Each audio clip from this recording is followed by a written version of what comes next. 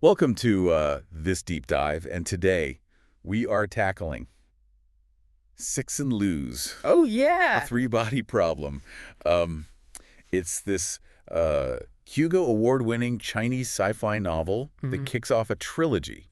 So it's followed by The Dark Forest and Death's End, That's right. and we're talking about a war Mm. between humanity and the Trisolarans. Yeah, an alien civilization Really? from a star system, Yeah. far more complex than our own.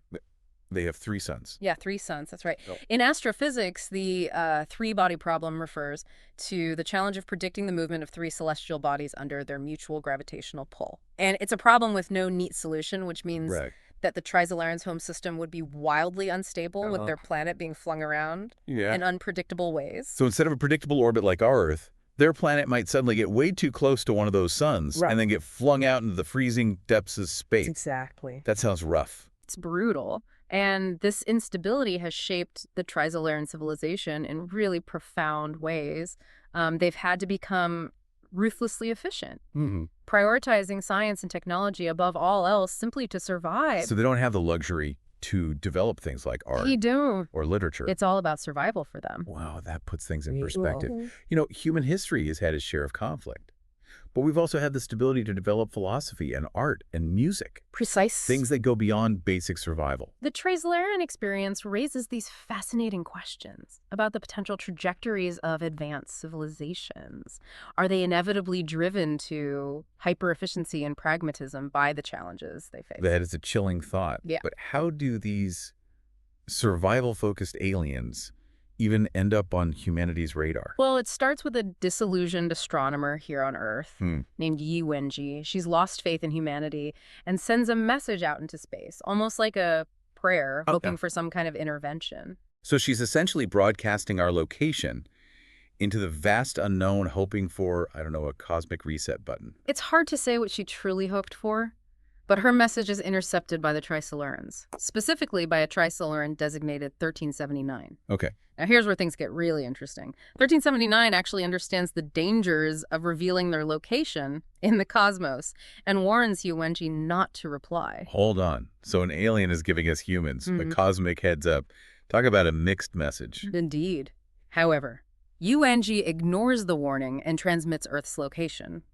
Whether out of despair or a desire to see humanity face consequences, her actions set the stage for this confrontation between our world and a civilization with very different priorities. Okay, so now the Trisolarans know where we are, but they're 400 years away, right? Yeah. That gives us some time to prepare. Maybe catch up technologically. Not so fast. The Trisolarans are strategic thinkers. They know a direct confrontation with a potentially advanced civilization could be risky, so they take a different approach, sending something called a SOFON ahead of their main fleet. A SOFON.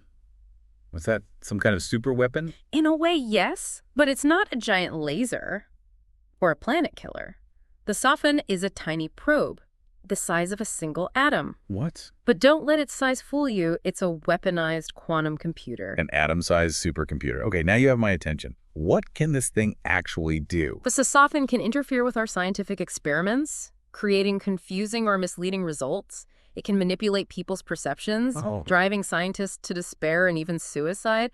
It's a subtle but insidious weapon designed to stifle our technological progress and leave us vulnerable. They're basically hacking reality itself to hold us back. That's creepy and incredibly smart. So we've got this tiny terror messing with our science and a fleet of aliens on their way. What's humanity's next move? Faced with this seemingly insurmountable threat, we launched the Wallfacer project. This project involves selecting 4 brilliant individuals, called Wallfacers, and giving them almost unlimited resources to develop independent strategies against the Trisolarans. Wait, independent strategies. So they're not working together. That's the catch. Because of the SOFON's ability to potentially spy on us, the Wallfacers have to work in absolute secrecy. Oh, jeez. Unable to share their plans with anyone, not even each other. It's like a 4-way game of blind chess with the fate of humanity at stake. Talk about pressure. The Trisolarans, ever vigilant, counter the Wallfacer project with their own agents, called Wallbreakers. Their mission is to expose and sabotage the Wallfacers' plans.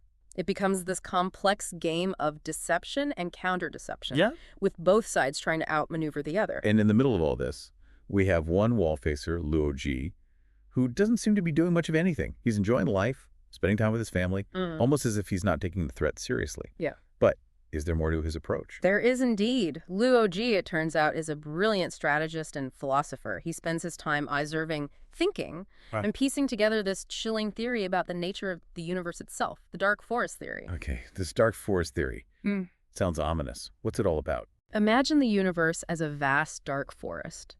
Every civilization is like a hunter, armed and wary, always listening for the slightest sound that might betray another's presence. Because if you reveal your location, someone might see you as a threat and decide to eliminate you. Right. It's survival of the fittest, with every civilization for itself. Exactly.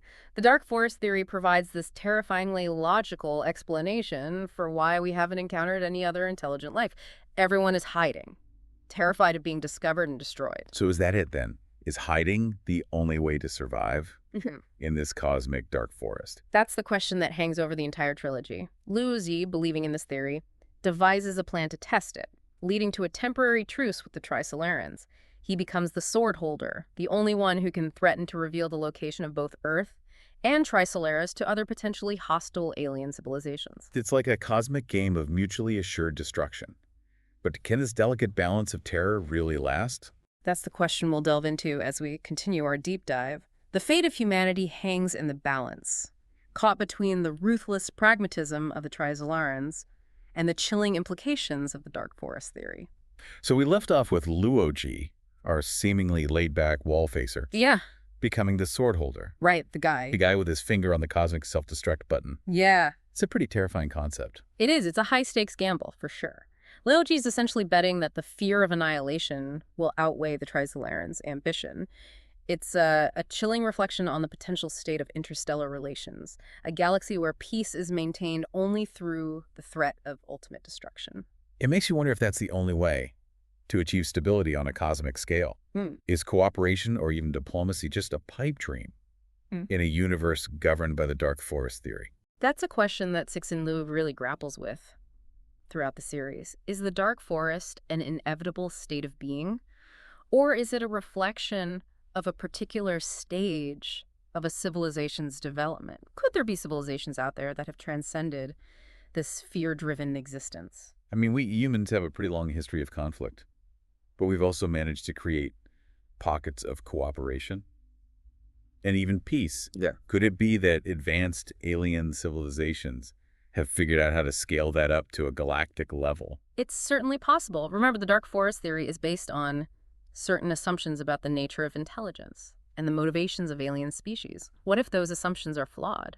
What if there are other paths to survival, other ways of interacting with the universe that don't involve constant fear and suspicion? It's mind-blowing to think about. We're so used to our own human history with all its wars and conflicts that it's hard to imagine a completely different way of being.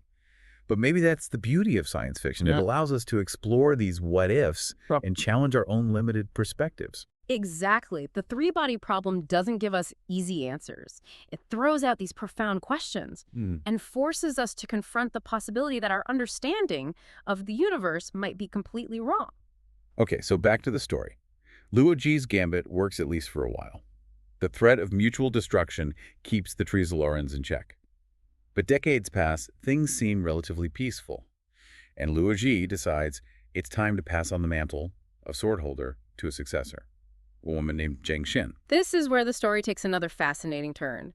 Cheng Xin is a very different kind of leader than Luo Ji. She's driven by compassion, empathy, and a belief in the possibility of peaceful coexistence. So while Luo Ji was willing to hold the entire universe hostage to ensure humanity's survival, Cheng Xin is more idealistic, more hopeful that maybe we can find a way to live in harmony with the Trisolarans. Precisely, but her idealism might be her downfall. When the Trisolarans see an opportunity to strike, Cheng Xin hesitates to use the weapon that Luo Ji created. She's reluctant to destroy another civilization, even if it means saving her own. It's a classic dilemma.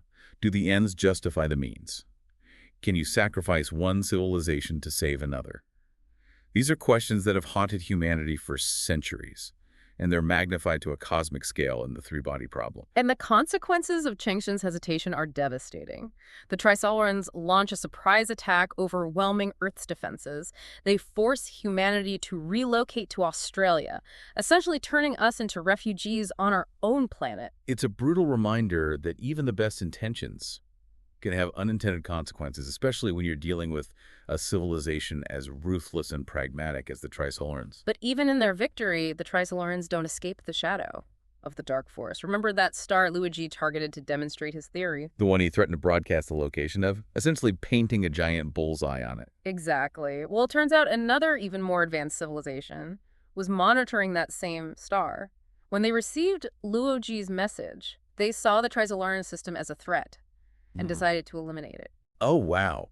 So the very theory Luo Ji used to protect Earth ended up backfiring on the Trisolarans. They thought they were the hunters, but they ended up being the prey. It's a perfect illustration of the unpredictable and often brutal nature of the universe. And it underscores the fact that in the cosmic dark forest, no one is truly safe. Even the most powerful civilizations are vulnerable to forces they might not even comprehend. So the Trisolarans, once this terrifying technologically advanced force, are now facing extinction themselves. It's almost poetic justice. But it doesn't exactly bode well for humanity, does it? No, it doesn't. The Trisolarans might be gone, but the threat they represented is still very real. The universe is revealed to be far more complex and dangerous than we ever imagined. The conflict between humanity and the Trisolarans was just a small ripple in this vast cosmic ocean of interdimensional warfare. Wait, hold on. Interdimensional warfare? Are we talking about civilizations fighting each other across different dimensions? That's precisely what we're talking about. Imagine a universe where weapons can literally flatten entire solar systems into lower dimensions, like some kind of cosmic steamroller. It's like taking everything we thought we knew about physics and throwing it out the window. And the Trisolarans, with all their advanced technology, were just small players compared to the civilizations waging these wars. So where does that leave Earth? Do we stand a chance against these higher dimensional beings? 2 human spaceships managed to escape before Earth is hit by a weapon called a 2-dimensional foil. Imagine an entire solar system being compressed into a flat plane. That's essentially what happens. It's hard to even wrap my mind around that level of destruction. So the survivors are left adrift in this terrifying, incomprehensible universe with no guarantee of safety or even a future for humanity. It's a bleak but also strangely hopeful ending. The universe is a vast and unforgiving place. But even in the face of unimaginable odds, there's still a glimmer of possibility, a chance for survival, a drive to find meaning amidst the chaos. It's a powerful message, a reminder that even when everything seems lost, there's still a reason to hope to keep fighting, to explore the unknown. And it's a reminder that the universe is full of wonders and horrors that we can barely comprehend. The three-body problem doesn't give us easy answers, but it forces us to ask bigger questions, to confront our own limitations, and to consider the possibility that our place in the cosmos might be far more precarious than we ever imagined. So after diving deep into this universe of cosmic horror and existential threats, where do we even go from here? What does it all mean for us back here on Earth? It's almost overwhelming to think about, isn't it? We go from worrying about everyday problems to facing the potential destruction of our entire solar system by forces we can barely even imagine. It certainly puts things in perspective, but, amidst all the cosmic dread and mind-boggling concepts, the three-body problem also sparks some incredibly interesting conversations here on Earth. Yeah, I noticed that. It seems like everyone from scientists to philosophers to everyday folks had something to say about this book. Absolutely. It touched on so many big ideas. The nature of civilizations, the potential for technological leaps, even game theory and the ethics of survival. It went way beyond your typical alien invasion story. One thing that really got me thinking was the concept of a technological explosion. The Trisolarans were so far ahead of us because their technology had been advancing at an exponential rate for centuries. It makes you wonder, could something similar happen to humanity? That's a fascinating question, and one that has real-world implications. If we were to encounter a civilization that had undergone such an explosion, the power differential could be immense. It would be like, well, us trying to fight a nuclear power with sticks and stones. Yeah, it's humbling to say the least. We humans tend to think we're pretty clever. But what if we're just at the very beginning of our technological journey?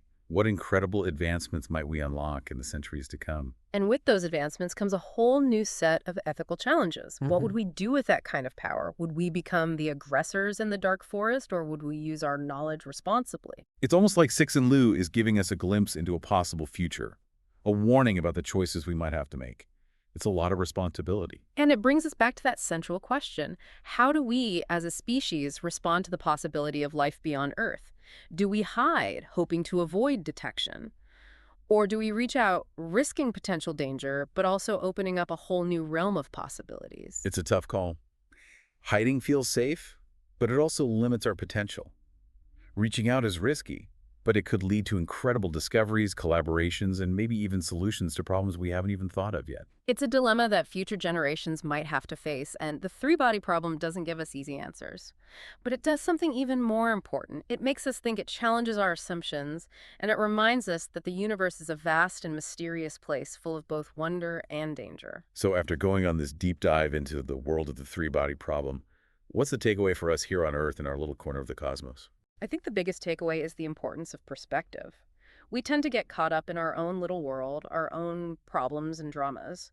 But this book forces us to zoom out, to see ourselves as part of something much bigger, much more complex. It's like realizing that the little anthill you were fascinated by as a kid is just one tiny part of a whole forest teeming with life. Exactly. And that realization can be both humbling and inspiring. It reminds us that there's so much out there we don't know, so much to explore, so much to learn. So maybe instead of fearing the unknown, we should embrace it.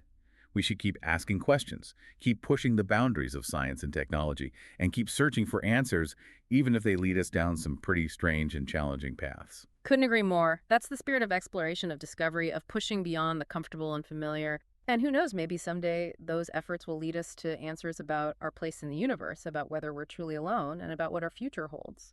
Well, folks, we've covered a lot of ground today, from three-body problems to cosmic forests, to the potential for both incredible advancements and terrifying threats. It's been quite a journey. And it's a journey that doesn't end here. The questions raised by the three-body problem are ones that will stay with us, prompting us to look at the world and the universe with a renewed sense of wonder and curiosity. If you haven't already, I highly recommend diving into this incredible trilogy yourself. It's a thought-provoking, mind-bending, and ultimately hopeful exploration of humanity's place in a vast and often unforgiving cosmos. Until next time, keep exploring, keep questioning, and keep looking up at the stars. You never know what wonders or terrors might be waiting out there. That's it for this deep dive. Mm-hmm. Until next time, keep those brains buzzing.